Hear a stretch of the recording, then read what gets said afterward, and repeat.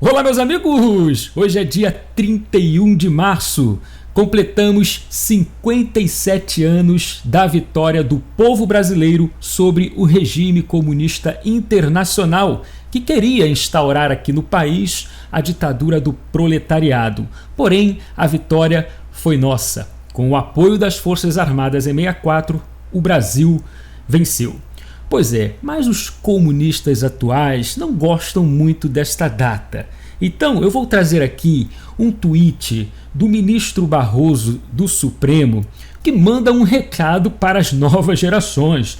Barroso diz o seguinte: só pode sustentar que não houve ditadura no Brasil quem nunca viu um adversário do regime que tenha sido torturado, um professor que tenha sido cassado ou um jornalista censurado.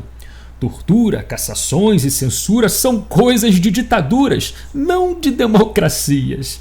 Aí me vem o Alan dos Santos e escreve isso. E o Oswaldo Eustáquio, Barroso? E o Daniel Silveira? Esperei aqui uma resposta do Luiz Barroso. Procurei, mas não teve. Óbvio. Acredito que ele nem vai responder. Ora, o Barroso é contra jornalista censurado, mas o próprio STF censurou o jornalista Oswaldo Eustáquio, censurou muitos perfis. Aliás, tem outras respostas no tweet do Barroso. Uma diz assim: e a revista Cruzoé, que foi censurada por trazer uma informação verídica, lembra? O amigo do meu pai, isso foi censura. Segundo o ministro Barroso, isso só acontece em ditaduras, não em democracias. E aconteceu agora, com o inquérito do STF. Ou seja, então são coisas que acontecem em ditaduras e no STF. E essas prisões, e esses perfis bloqueados de bolsonaristas, os palpiteiros sendo calados na internet por um inquérito inconstitucional, segundo muitos juristas, inclusive o próprio decano, ministro Marco Aurélio do Supremo Tribunal Federal, intitula o inquérito como inquérito do fim do mundo. Ora, não pode ser a vítima o juiz, a mesma pessoa. Isso não é legal, isso não é democrático. Então, cara, chega a ser risível. Às vezes fica assim, os caras não percebem o que estão fazendo. Tipo assim, a minha censura vale, a dos outros não. O meu cala-boca vale, o cala-boca dos outros não. Que merda, hein? Então a gente só espera uma resposta do Barroso para o que está acontecendo hoje no Brasil. Ora, censura, tortura. Gente, estamos vendo, acabamos de assistir uma imagem de um vendedor de água mineral lá no Maranhão. Meu Deus do céu, e como apanhou da polícia a mando do governador? Porque não pode trabalhar, é crime trabalhar. Gente, isso é tortura. Agora vem o Gilmar Mendes também, tuitando isso. O dia 31 de março não comporta a exaltação de um golpe que lançou o país em anos de uma ditadura violenta e autoritária. Ao contrário, é momento de exaltar o valor da nossa democracia conquistada com suor e sangue. Viva o Estado de Direito! Hashtag ditadura não se comemora. A hashtag do Gilmar. Veja bem, não tem ninguém comemorando ditadura. Estamos comemorando uma vitória. Vale lembrar que 64, você pode até entender como golpe, porém para evitar o golpe dos comunistas. Logo, foi um contragolpe. Teve o apoio da maioria do povo brasileiro, só isso já basta, só isso já se chama democracia. A vontade popular sendo concretizada, isso é democracia. Mas não foi só o povo, teve apoio da mídia, que hoje quer fugir dessa realidade, né? O Rede Globo. A mídia apoiou a tomada de 64, apoiou os militares. O Congresso apoiou. Sabe quem mais apoiou Gilmar Mendes e Luiz Barroso? Vocês sabem, mas claro que não vão anunciar nos seus tweets. O próprio STF, o Supremo Tribunal Federal, apoiou as Forças Armadas no contragolpe de 64. Pois é, vencemos.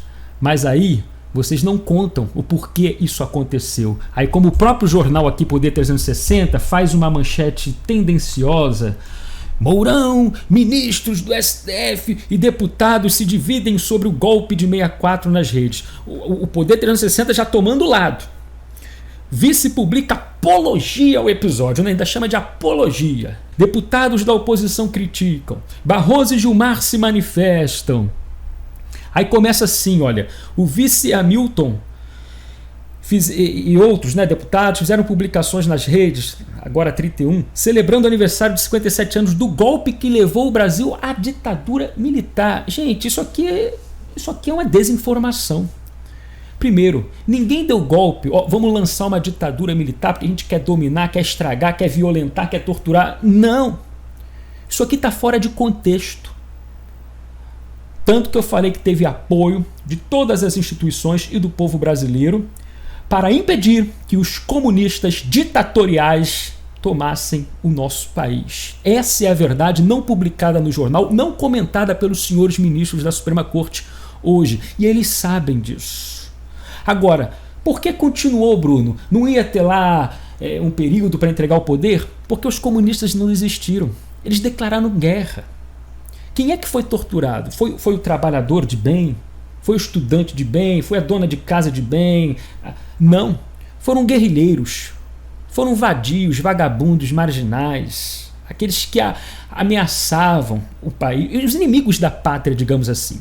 Que teimavam em continuar na ideia de tomar o poder do Brasil. De derrubar os militares para instaurar a ditadura do proletariado. Temos testemunhas vivas hoje. Eduardo Jorge e Fernando Gabeira, que confessam: não estávamos brigando pela democracia, estávamos brigando pela ditadura, a favor da ditadura do proletariado no Brasil. Não tem nada de democracia, isso é conversa, né, posterior de Dilma Rousseff e outros, que agora pegou mal, né? Na época era comum a expressão ditadura do proletariado, hoje não é.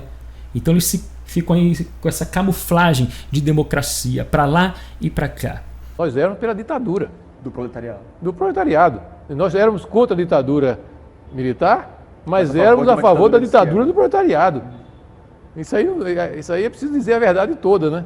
Então foi preciso continuar um regime, eu até digo, sim, autoritário, não totalitário, mas autoritário, que precisou por muitas vezes, né, ser rígido contra ações de vagabundos, de marginais, de bandidos, de comunistas. Então não tem essa do Barroso. Só pode sustentar que não houve ditadura quem nunca viu um adversário do regime que tenha sido torturado. Calma aí. Como se fosse uma guerra bonita, né? Um bem contra o bem. Não era o bem contra o mal. Não adianta. Os militares estavam defendendo a pátria. Comunistas é um regime adversário? Sim, mas estavam defendendo o fim da pátria, a destruição da pátria. Hoje a nossa bandeira seria outra, seria de foice e martelo. Era um projeto soviético na época. Nossa bandeira seria vermelha hoje. Estaríamos sofrendo os efeitos até hoje.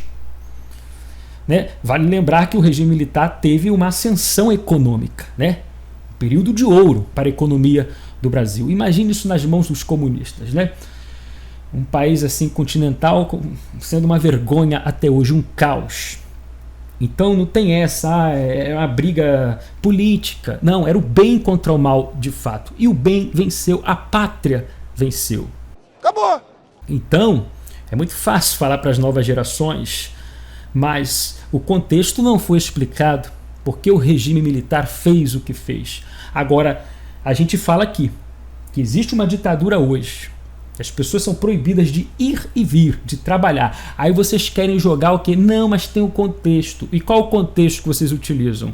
A pandemia, não é? Não, porque é a vida em primeiro lugar. Ué.